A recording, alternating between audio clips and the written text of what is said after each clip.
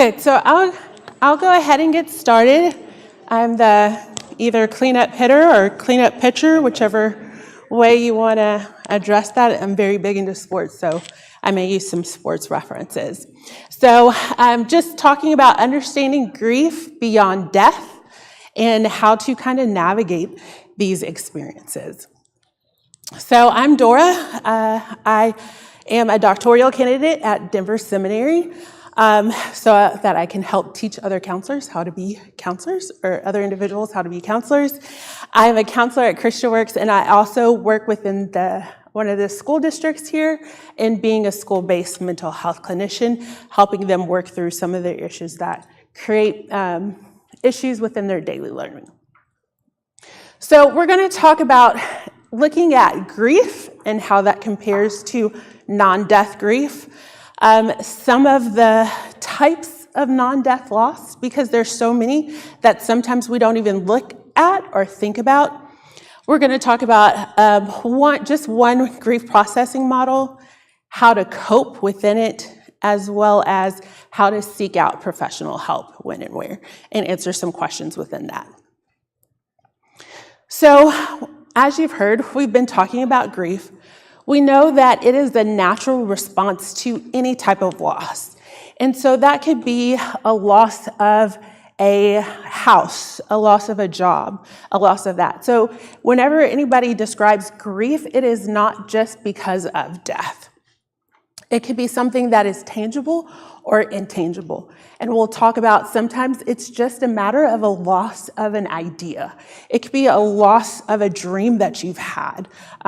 Always wanting to be married, always wanting to have children, and these things can happen. It can also be a loss of an idea of a career. If I was training to be a ballerina my whole life, and then I have a degenerative disease and I can no longer walk, right? That's a loss of the dream that I've put into my life. But it's also physically, it impacts us, it impacts our mental cognitive abilities, and it also impacts us spiritually. Like we had talked about earlier, it could either have us leaning more in or it can have us questioning our faith impact. And we know that it's not wrong to question. We know that Jesus was on the cross. He knew what was coming. And he even asked, my God, why have you forsaken me? So being able to acknowledge that he is giving us all of these feelings, all of these emotions, and it's not just because of death that you question these things. There's many things that can come. But we know that it also needs to be acknowledged, not just by yourself that is going on, but we need to also have that encouragement from others that they can acknowledge it as well. So hopefully throughout this, you'll be able to acknowledge your own grief of non-death loss, but also to help support others through that. Because we talked about having that support and that comforting from others so that you can be there with them and help them walk through these lives. So I'm going to talk about just 4 different types of non-death grief. So the first is disenfranchised grief, which Stephanie talked about a little bit before. So this is grief that society limits us, and it doesn't expect or won't allow a person to express this. So I'm into pop culture. A lot of people had a lot of teens that were grieving last weekend because TikTok shut down, right? So a lot of people are like, it's just an app. What was that? But for a lot of teens and adults, that was the way that they communicated with each other. That's the way they got information. That is the way for some people that they were making a living. So for that to shut down, that was devastating for them. And that was big. So everything is kind of comparative. But there were some people who were saying, you can't grieve TikTok. It's just an app. But that for them was very big, very impactful, and it was their life. We also saw with the fires in LA, there was a lot of people in their celebrity houses or there were $1 million mansions, which fell down or burnt down. People were like, they're celebrities. They can go get another one. Some of them, they had put all the money that they earned into that. And that was still a loss for them, and it was still a place that held memories for them and held times. But people were not allowing them to grieve in that way. We also have ambiguous grief. So there can be no verification of death within this, or there's no certainty that a person will come back the same way they left. So this started off when people were kidnapped. And so the parents would not know whether that child was coming back to them or not. So we know within the war with the Israelis and Palestinians, they didn't know whether their family member is alive or not, if they will ever come home. And they're keeping up hope and waiting for them. But this can also happen if you have a person who has dementia within your family. You don't know how they're going to come back, what's going to be happening to them, how is their personality going to change, are they going to remember you? This can also happen if you have a loved one who has a mental illness or who is suffering with drug addiction. They're not coming back to you the same way that they left you the last time that you saw them. So there's a lot of ambiguity within that. And then we have non-finite grief. And so this is when life doesn't meet the expectations that you thought.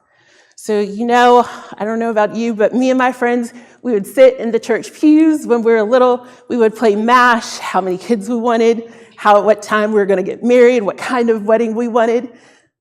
I'm single, no kids, and I don't have that. So there could be that loss of that dream of what you always wanted to have. And then we have anticipatory grief. And so that's a normal grief that happens when you're expecting that loss to come. So you may have a loved one who has been diagnosed with terminal cancer. So you're waiting and anticipating what is going to happen. When is the death actually going to come? When you get a diagnosis of dementia, what is going to happen? When is it going to be the day where they look at me and they don't remember who I am? So you're just waiting and expecting for this loss to come. And I'm going to do a brief commercial break so that I don't forget it. There is going to be an anticipatory grief seminar that Christian Works is sponsoring or presenting on February 27th. So we have some flyers, but I just want to put that out there so that I don't forget. But that is something that a lot of us happen and a lot of us deal with on the regular. So now we're going to just start funneling this in. So we talked about these different types, wanted you to have a lens to look at some of these experiences that either you may experience or that you may know someone who is experiencing. So the first one can be relationship losses, right? We have divorce. Like Janet was saying, when a teen breaks up with their boyfriend, that is a death for them, right? It is a death for adults too. You are going and you are dating someone for these 6 months, 7 months, you start dreaming of this future together. And what is it going to look like to be together and be married? And then the next thing you know, it's a breakup. What happened? How am I dealing now? How am I relating within each other? You can have an estrangement from families. Maybe there was a fight between the siblings, and so now you can't talk to this person. Or this person no longer wants to talk to you because of your ideologies. So you have this grief and this separation from your family. You can't communicate with them like you used to. We have career losses. If a company ends up going bankrupt, you no longer have a job, you no longer have feasibility. That may have been your job for 50-something years, and now the company is bankrupt.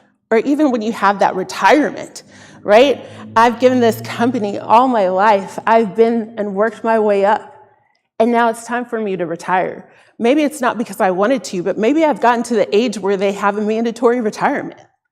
What do I do now? Who am I? How do I belong within this society? Or maybe you just changed careers, having to learn everything, and you're constantly thinking back to, I remember when I did this. Oh, I used to be so great at this. I knew everything, and now I'm coming in, and I'm starting all over. This doesn't feel right. I'm not really sure how I'm supposed to be, who I'm supposed to be. How do I navigate between these worlds? Especially if it's a drastic career switch. It really is like a death of what you're going on.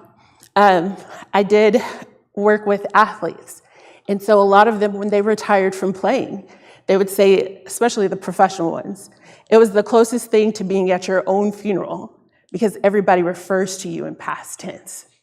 Oh, I remember you. You were such a great player. Oh, I used to love watching you on Sundays. I'm still here. I'm still alive. But you're talking to me in the past tense, right? When your identity losses, so you have role changes. Those seniors are leaving home, right? They're going off. You're no longer the one that has to wake up and make the meals. When you are now single and you are used to waking up and doing everything with someone else, and now you're by yourself after a divorce. If you move from the city to the country, right? That fast-paced life, I could just walk down the street and get anything I want, to now I have to get in a car, drive an hour away. How do I function? How do I deal with some of those things?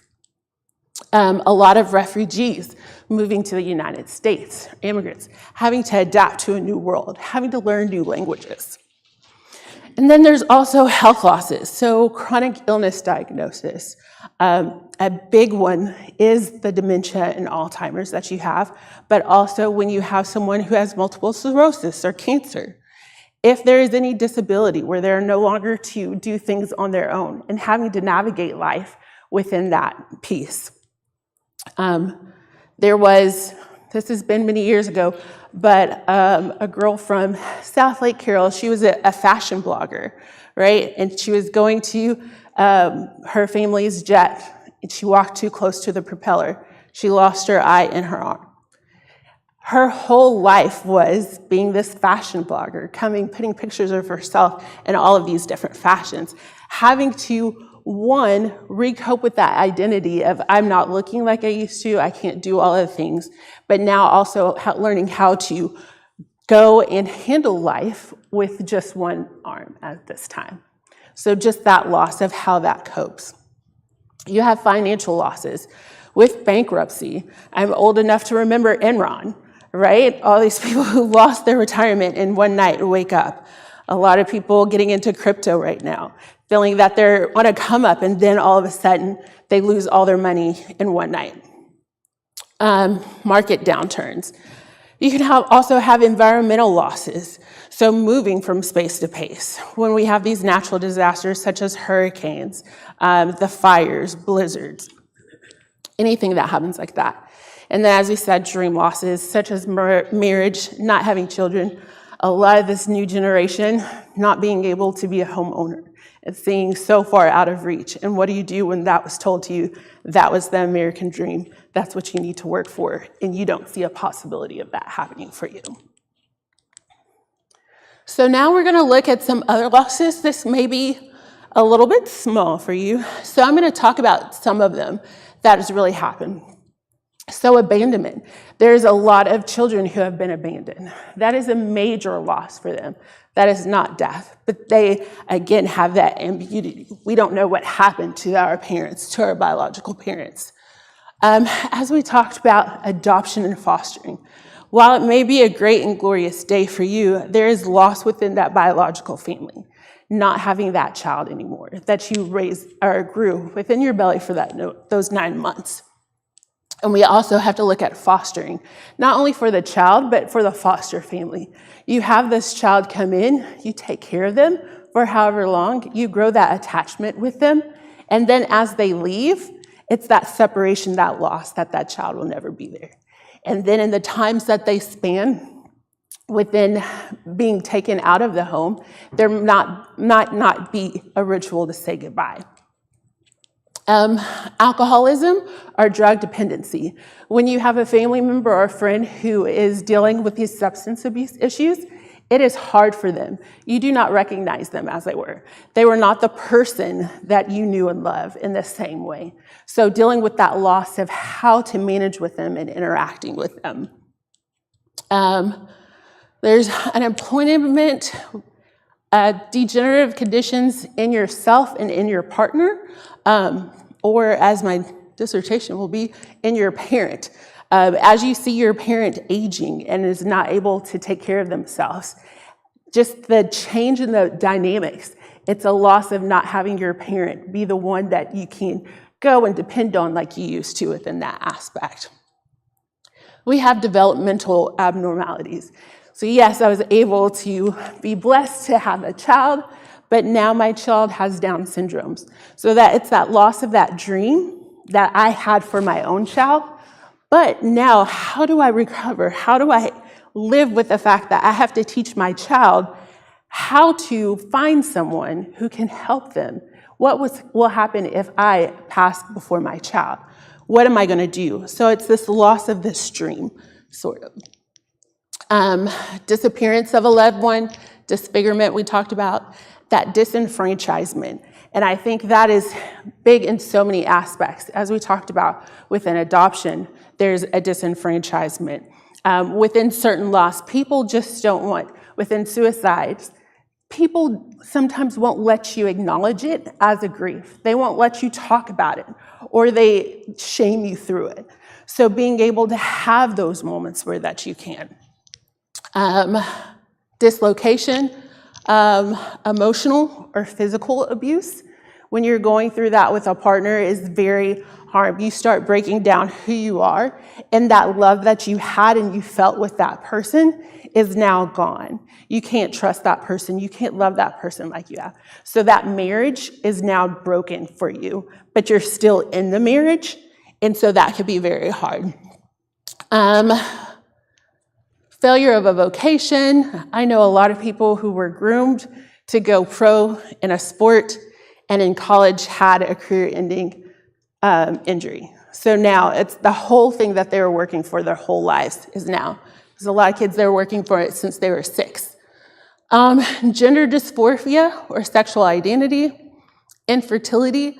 We know that about 80% of people who are childless did not choose that themselves. But there's not a lot of space to talk about that. So as a young person, it's when you're dating, when are you guys gonna get married? You get married, when are you gonna have a kid? My cousin, on her wedding day, her in-laws came in and said, may you be blessed to have a son. And 9 months, they started checking in. Are you have a kid yet? Have a kid yet? Right? And so it was like having to go through all of that process and make sure that they are having kids. But we don't have that space to be able to talk about, I am not able to have a child, right? There's biological things that are inhibiting me. But we grieve that loss because that was the dream that we had. An injury, a life-threatening illness, lifestyle change.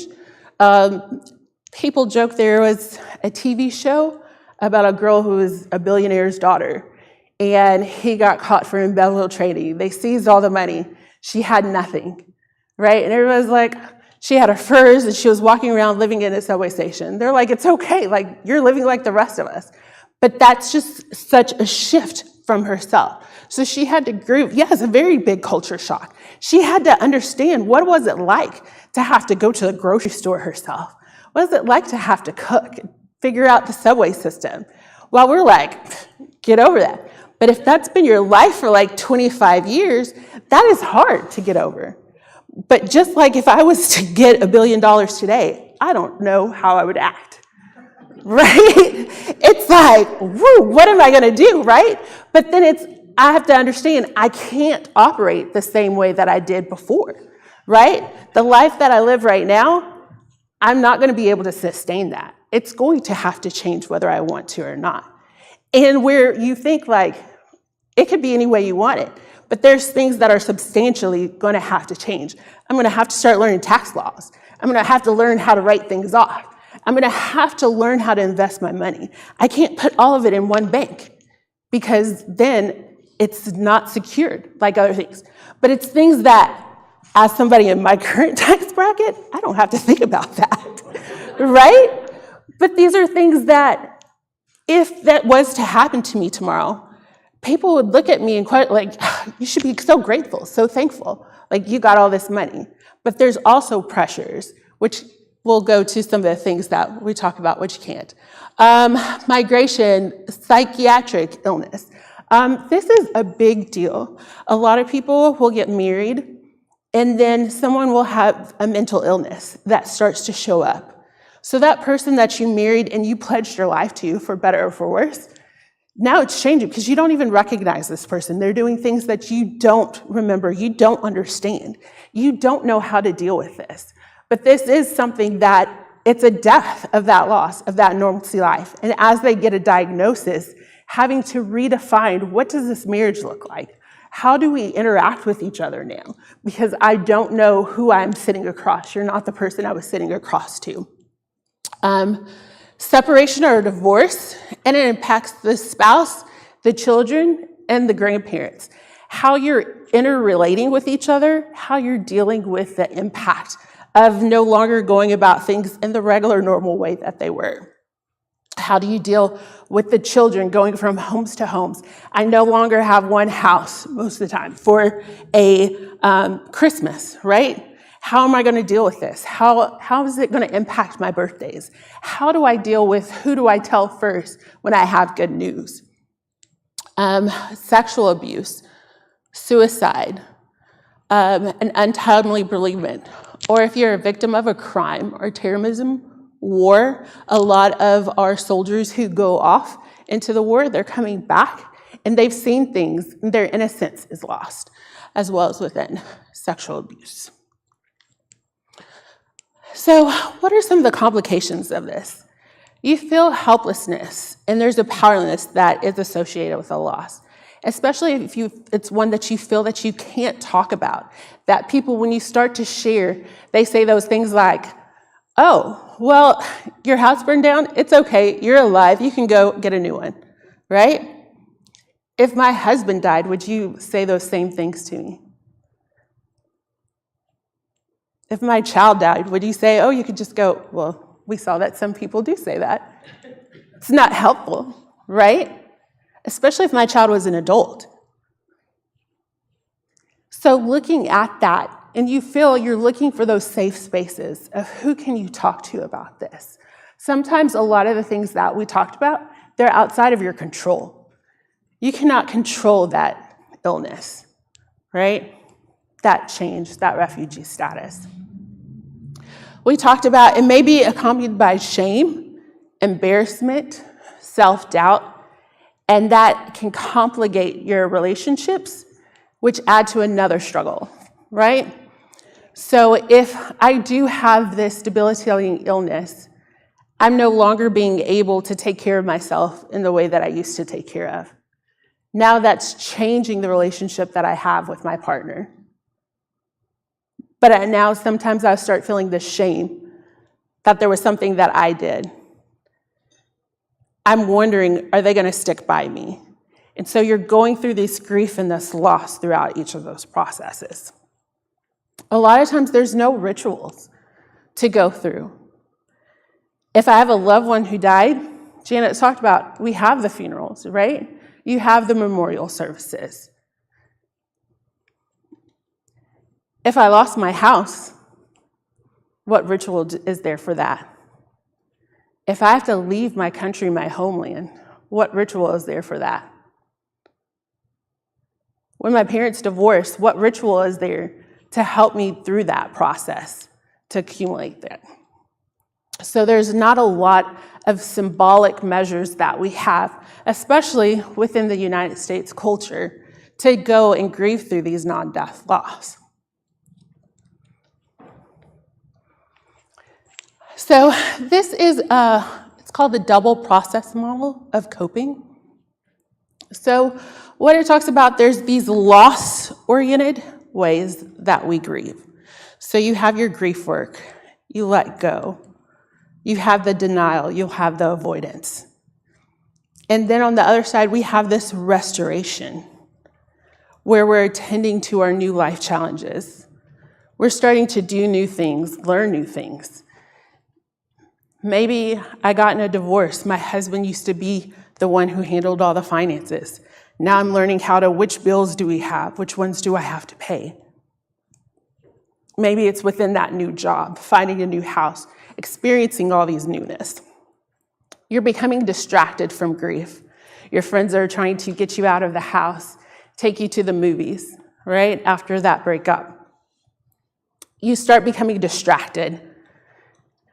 You have that denial and avoidance on the other side, kind of going into the future of these new roles, these new identities. Who are these new friendships that I can come with? And so what it is in that middle is that's the everyday life part that we go through. So we have our grief on one side, we have our restoration on the other side. We're ping-ponging back and forth between that while going through everyday life. So I know a lot of people say, oh, I can multitask. I can do 3 things at once. You're not really doing 3 things at once. You're switching from one task to another task. And that's the same within this double process.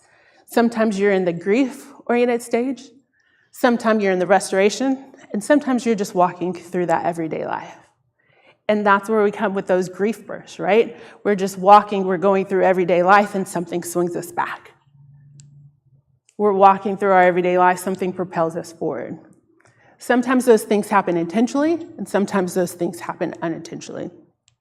But as we know and we can oscillate, we can look forward to things, right? And then know that we're shifting back. It's just that pendulum swing. It's not linear. It's not time-bound. And I think as we talk about some of those things what are things that we need to look out for? It's when you're stuck so much in one phase and you can't swing to the other. You're not oscillating between the two. So let's talk about ways that we can heal not only ourselves, but we can help others. Because I think that is a theme as well, that we see people going through these. We're walking alongside of people who are going through this, not only ourselves. So first is to validate that feeling. We know that there's a lot of emotions that are tied with it. But validate, if my teen comes and says, TikTok is gone again, what am I going to do, right? Don't say it's just another app, find another one. As easy as that may sound, right? If I lost my job that was 50 years of my life, go find another one. It's going to be a harder aspect, right? Like Janet said, I know this is hard for you. I said that a lot for TikTok. This is a hard loss for you. But I have to go back and think about when you have a kid and their crayons broke, right? You can get one, but these were their crayons. These were their favorite crayons. They lost their stuffy at the store. How many ran back to go get that stuffy, right? Looking everywhere in the car for that stuffy. That stuffy was for them a lot. There's memories that are tied for that. And for at that age, that is their life. That is what is encompassing things for them. So being able to validate, you may not understand it for them the same way, but being able to sit there and validate their feelings. Or validate your feelings of that it is a loss, that you no longer have the home that you grew up in. And reframe it as grief, not just saying loss. I know when we go into schools, when there's a crisis and there is a student who dies, we don't say there's a student who passed. We say that there is a student that died so that they know they can understand that it was a death. So when you can coordinate these ideas of loss for yourself and reframe it as grief, that will help you start through the process and start through that healing process.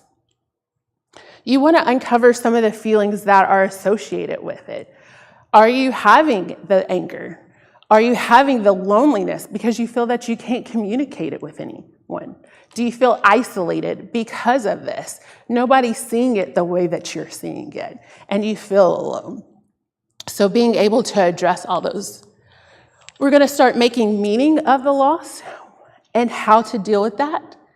And then you're going to give yourself self-forgiveness for anything that was real or perceived in the loss of that, right? So you've lost your job. It wasn't because you weren't performing if the company went bankrupt, hopefully, right? And so we're wanting to see, acknowledge, it's okay. I did all that I could. If there was a dissolution of a relationship, it's okay. I tried as hard as I could. And forgive yourself for all those feelings that you're having within it. And then you're wanting to find social supports. You're wanting to find those people who are saying the right things, who are coming and sitting beside you, who are just there for you.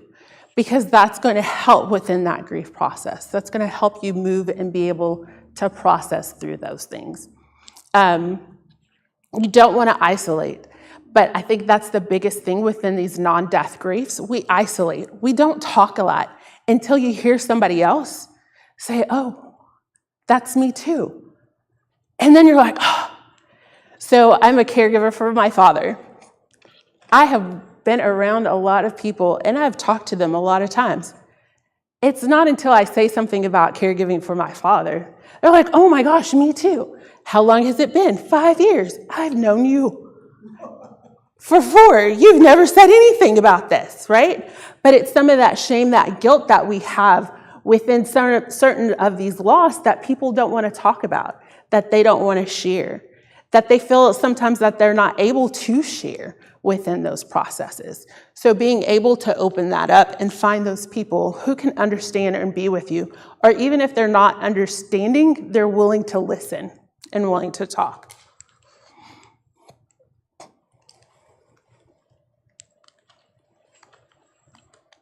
Maybe I did something.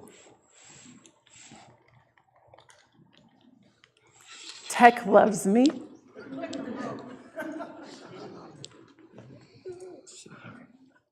It's probably just me.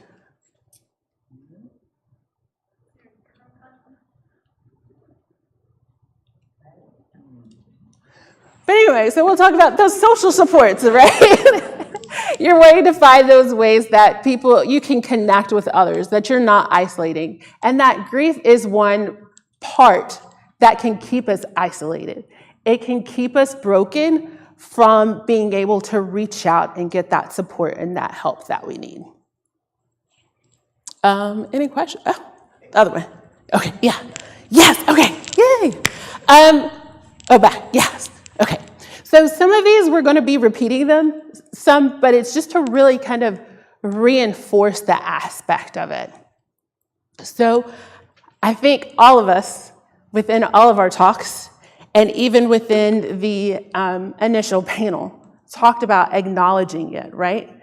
If you're shoving it under the rug, placing it like it never happened, it's going to delay it and it's going to come out in other ways. So as much as you can, acknowledge and accept the loss and name it as a loss. That support from others is going to be the biggest part of being able to deal. And it may be where you feel like you can't lean on certain people, that you're going to other people. Find those people, find those safe spaces wherever you can, but not to keep it within yourself. So I am a big proponent of self-care, and we're going to talk about this a little bit further in my talk in the next slide. But self-care, one, is not selfish. You need to take care of yourself as you're grieving these different losses so that you can heal and that you can go on. And as Janet said, if you have children, right, you have to be able to be there for them as well. But if you're not able to take care of yourself and acknowledge that, then it's sending messages to them, right? Maybe I'm not allowed to grieve this. Maybe I'm not allowed to take care of myself. Who do I put on the back burner? So doing some mindfulness and stress reduction techniques. Grief will bring up a lot of stress. It can bring up different issues. A lot of caregivers, when you start losing your identity within caregiving, you start having more complicated health issues. And so by being able to take these small moments within prayer, meditation, it helps you lower that stress and be able to deal and carry on to the next day. Developing new skills or interests. You may have that identity lost. I hopefully will be going through grief in 1.5 years of no longer being in grad school, right? I will have that doctorate, but my friends who've gone through that journey before, they're like, I don't know what to do with myself. I've been in school for so long. I've been working and hustling every day. Every minute is filled with something, a paper, a project. What do I do with myself now? They're lost. That identity of a student is gone. and having to find those things that reconnect them to that joy that they had, things that bring them happiness, things that bring them passion. Because through whatever loss that you're having, you want to bring that joy back. That's how you start going back and moving forward within that. And then defining new goals and priorities. So if I was the ballerina who wanted to be a prima ballerina and shattered my leg in 5 places in a car wreck, I need to now come up, what is my next move? What do I want to do next? How do I develop, what's my next goal of becoming? How do I reprioritize my life? Because now I'm not going to practice all the time, right? And then also create rituals where they are none. I worked with an individual who was leaving their house that they had grown up in, and they were very sad.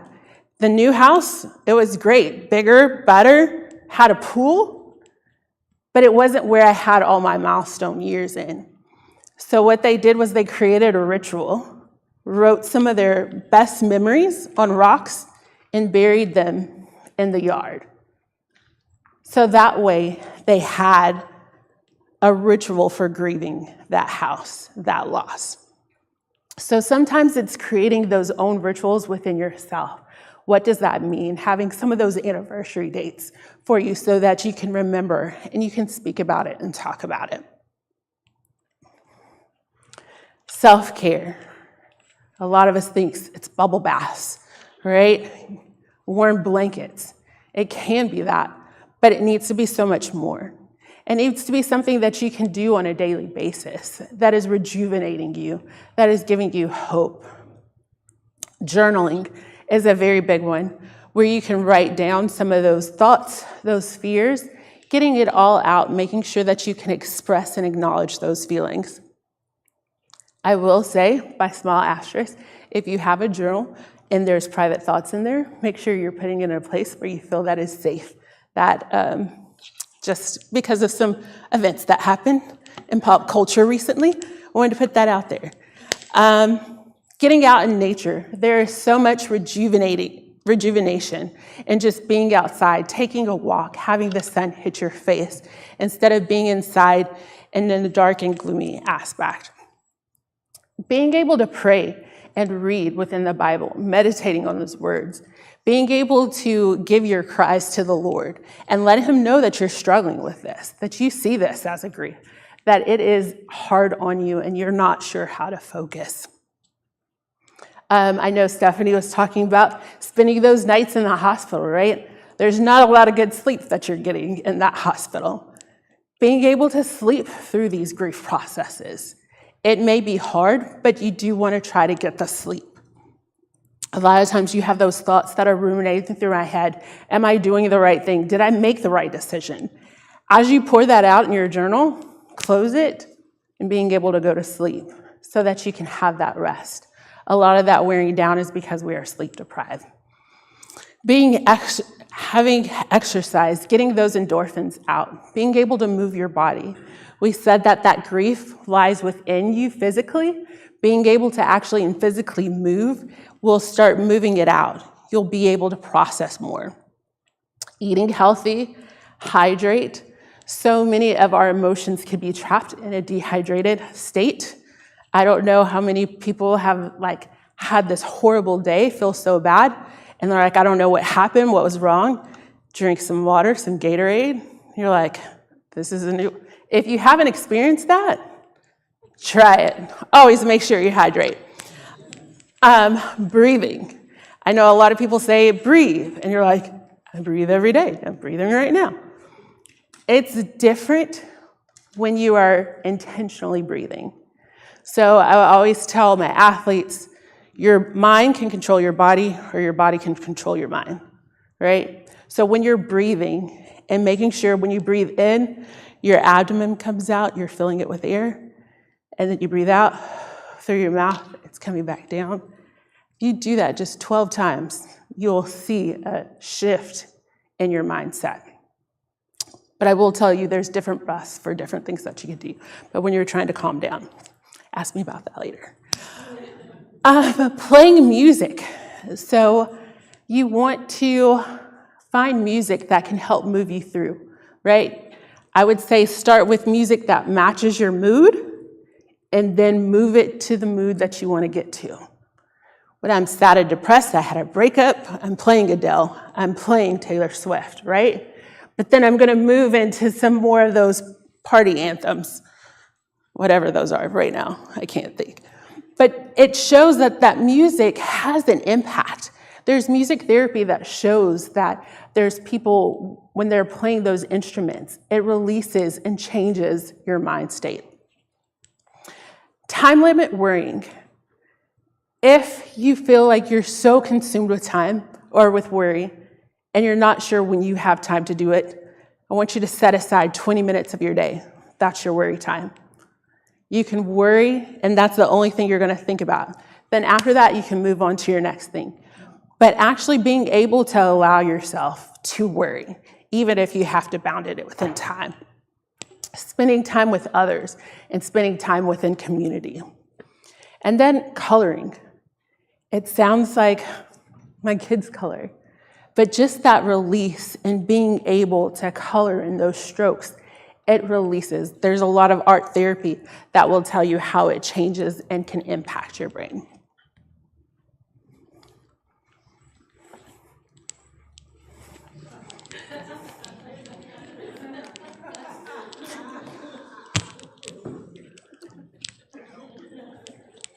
Self-care, I preach it to everyone, not just clients, to also supervisees, and it's great.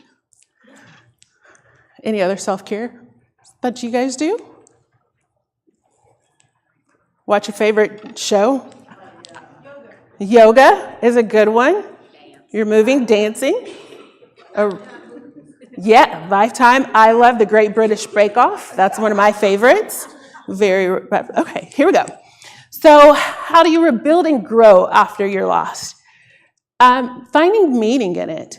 We don't want to dismiss it, like was said, there's a reason for everything. There is a reason, but at that moment while I'm grieving, that is not helping me through it. But as I'm able to grieve, I can start to make meaning of it.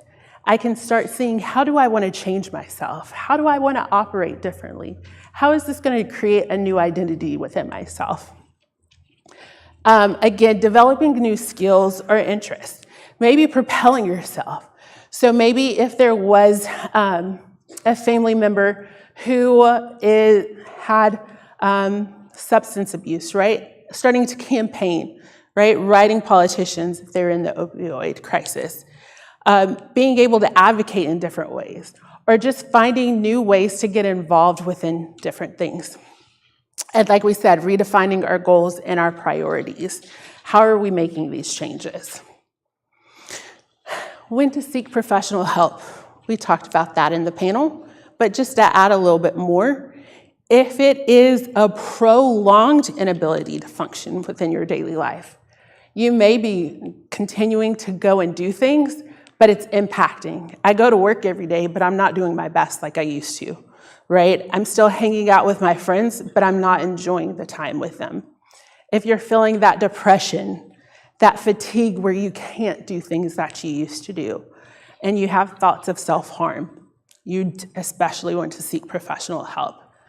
Some of the help that you can do is individual therapy, going to support groups, or maybe even looking at family therapy, depending on what type of loss it was and how it's impacting the systems. And so we're wrapping up. But these are some reflection questions that I want you to kind of think about. And as you think about these will look at how does this impact how I see other things as lost and how I deal with them or not. So how do you react to lost? What happens in your body? What happens inside your head? If you shut down, right, I may not be able to see things as loss. I may dismiss them because I know if I start fixating on it, I'm going to shut down. I may not be able to work with other people or talk to other people about that because I know I shut down. Were there periods during which you spent a lot of time on loss or no time at all? What caused these difference, right? So maybe I used to play a sport and then I got injured, I couldn't play it, and everybody told me, get over it, right? So now that's my go-to. Anytime there's a loss, get over it, get over it, get over it. Or maybe I just throw myself into something else. Or maybe I was allowed to sit with someone and I was allowed to cry. So now I'm able to process things when they happen. And how do you express your emotions and thoughts when something is lost? So let's look at some scriptures. The first one, sorry, my colors are off. Matthew 5:4, blessed are those who mourn, for they shall be comforted. It doesn't say, blessed are those who had a death, right? You mourn these things. So he's there to comfort you. We talk about rejoice with those who rejoice and mourn with those who mourn. Not just in death. When you have that death, people bring the casserole, they come and sit with you. They call you on the phone to check on you. I go through my divorce. Sometimes I'm standing there by myself. I have that illness. I get disfigured. It may start, it may not. But being able to go with them and comfort them. And 2 Corinthians 1:3-4, blessed be the God and Father of our Lord Jesus Christ, the Father of mercies and God of all comfort, who comforts us in all our affliction, so that we may be able to comfort those who are in any affliction with the comfort with which we ourselves are comforted by. So I just think that talks to you, again, it's more than just the death. It's in any affliction that we have. And he wants us to be able to comfort others as well as be able to be comforted. So I always like to leave with something tangible. These are 3 book recommendations that I have. So the first one is Ambiguous Loss. So again, it started off with people who had family members who were kidnapped and has kind of broadened throughout that. So she discusses how to deal with ambiguous loss, and she draws from stories from not only herself, but others who have dealt with it, and some of her research. Then there's Invisible Loss. This one discusses some of everyday losses that you can go through on the daily basis and how to continue within the midst of it. And it talks, she was a researcher, and I believe she went through a divorce on this one. I get these 2 mixed up. One of them called her husband with an email. So she had always talked about grief and grief and grief, and then when she went through that loss, there's lots of exercises and homework in Invisible Loss. Soul Broken, again, is based on her experiences and how to walk through ambiguous loss, and there's stories that talk about the process and exercises that go through it.